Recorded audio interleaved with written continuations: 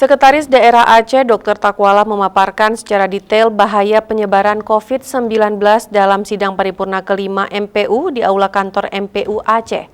Sekda mengajak jajaran ulama, Tengku dan Abu para pimpinan daya di Aceh agar bahu-membahu bersama para umara dalam rangka mengendalikan penyebaran COVID-19.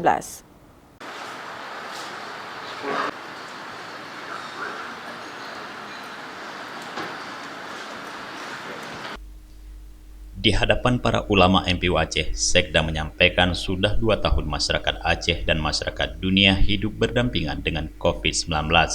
Berbagai kegiatan harus dilangsungkan terbatas termasuk kegiatan keagamaan dan pembelajaran hidayah.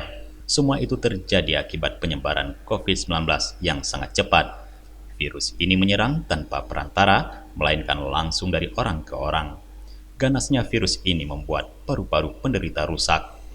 Sekda menyebutkan, secara ilmu pengetahuan sekarang, virus corona hanya bisa dikendalikan dengan vaksin.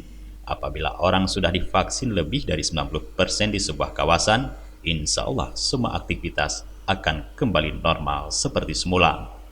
Mereka yang sudah divaksin tetap berisiko tertular, namun tingkat keparahan tentu berbeda. Sekda mengingatkan jika vaksin bukanlah obat, melainkan berguna untuk meningkatkan daya tahan tubuh.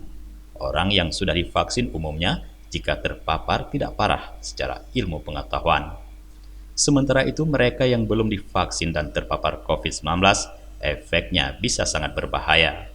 Sebagai penyakit yang menyerang paru-paru, COVID-19 bisa membuat mereka yang terpapar meninggal dunia. Sekda menyadari, tidaklah mudah meyakinkan semua masyarakat untuk mau divaksin. Namun demikian, masyarakat bukan menolak, melainkan belum paham manfaat dari vaksin COVID-19. Maka menjadi tugas bersama meyakinkan mereka bahwa saat ini vaksinasi adalah salah satu jalan kembali hidup normal. Dari Banda Aceh, Tim Liputan Aceh TV melaporkan.